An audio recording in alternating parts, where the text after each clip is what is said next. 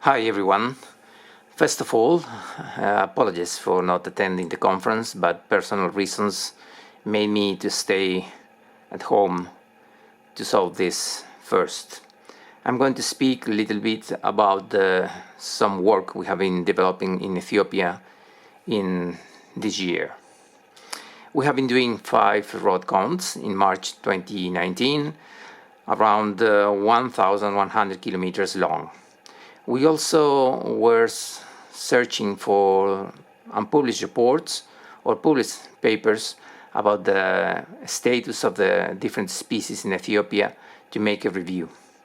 Also, a third point of this work was to locate colonies or roosting sites, even feeding sites, the so-called vulture restaurants existing in the country along these roads.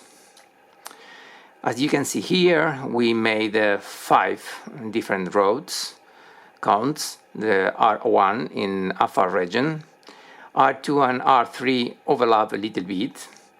They depart from Diridawa to Aisha and Adigala. R4 and R5 depart from Addis, and they go north to and southeast in the Oromia region. Okay, these are the results of the vultures per 100 kilometers, and we also compare the numbers with those found by the study in 2010. For the white-backed vulture, we recorded less vultures than previously. For the Ruppel's griffon, it was completely the opposite trend. We saw a lot of birds. As you can see in the background, even of the slides, this is a picture of the Ruppel's griffon vultures. With the hooded vulture, we recorded less, and all the remaining species, the Egyptian vulture, we saw a small amount, but more than in the previous year. For the lappet face, we saw very little numbers. The verded vulture, we didn't see anyone. The unidentified birds were included in this subject, but it's not of concern for this analysis. And also we saw one single Eurasian griffon vulture that was on migration. In this presentation, we will focus on the 3 main species: the white-backed, the Ruppel's griffon, Ruppel vulture, and the hooded vulture. Here you can see the same numbers, but split by the different routes and regions, of course. As you can see, the hooded vulture was the most abundant in the Adama-Oromia region, also the Ruppel's vulture. Chacha is the Oromia region in northeast Addis, and you can see how both species are also abundant. The most not surprising but noteworthy thing is the number of Egyptian vultures in the area of Samara. I will refer later to this point and also to the other 2 routes because of the implications of the study. Here you can see the numbers of the two studies in more detail. So this is the numbers of birds per 100 kilometers. But these numbers per se doesn't say too much. So we will need to compare if these abundance indexes are significant or not to see what's the trend of the numbers rather than the trend of the population, as I will refer later. What are the potential causes of these differences? Of course, any road count has detectability bias, because the longer the distance to the road, the less probability of detection. This can be accounted for, as we did with the distance, because we measured the distance between the road and the contact of each vulture or group of vultures. Is there a real decline or increase in the vulture populations? When does the census take place? This has also implications. And there are also species-specific ecology that affect this the counts. So all of them are potential causes of the differences found in these studies. Here you can see a comparison with a non-parametric test about the abundance of the hooded vulture, the whiteback, and the rupels.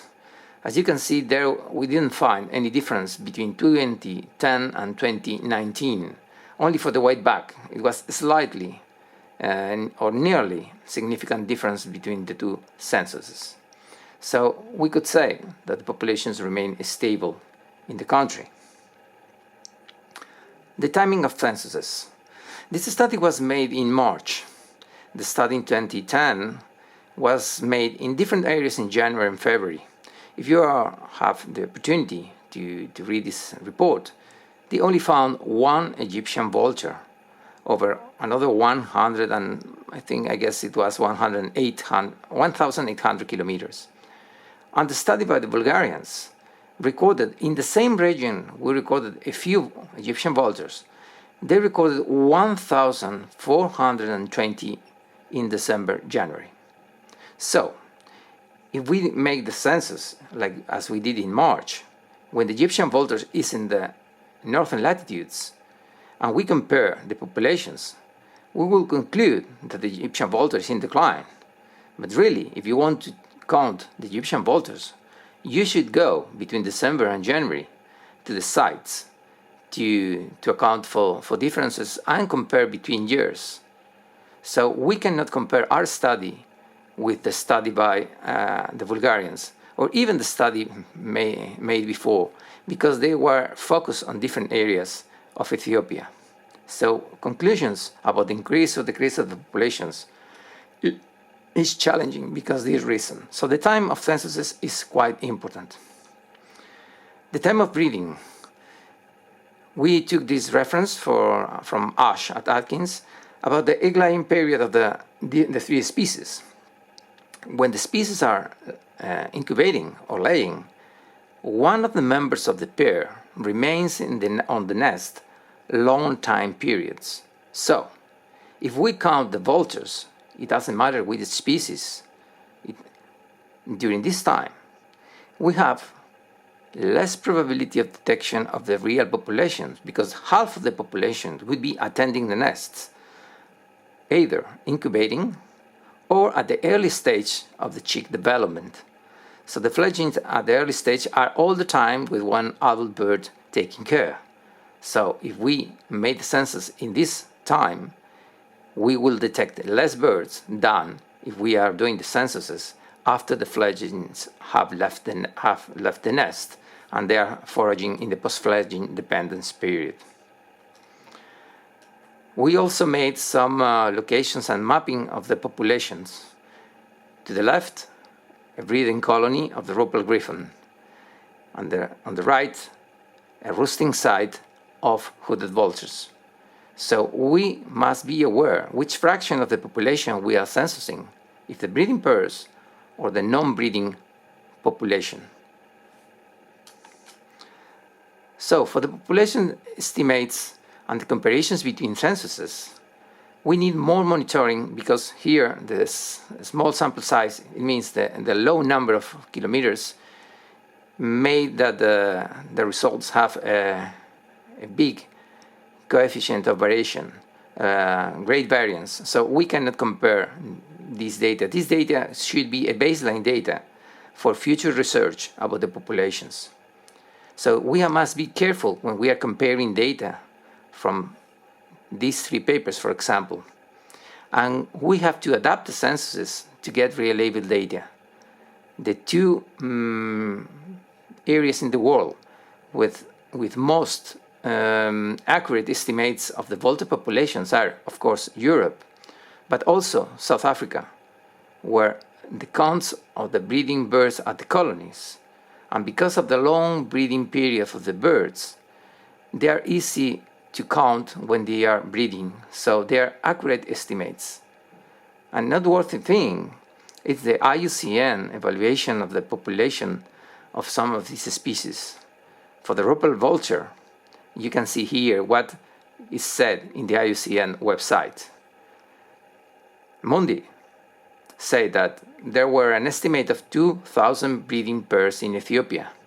It's common and locally abundant. But we contacted Peter Mundi, and he admitted he had never been in Ethiopia. So this estimate is completely wrong, and we should improve the baseline data to inform IUCN in the way to get data updated to nowadays. Otherwise, we are using information that it's out of date or it's not really real. So, even when the Multi-Species Action Plan was developed, a questionnaire was sent to the countries to report about populations. Again, Ethiopia didn't send anything, so we don't know what the real populations are, despite of the worldwide awareness about the critically endangered status of some of these species. Thank you very much.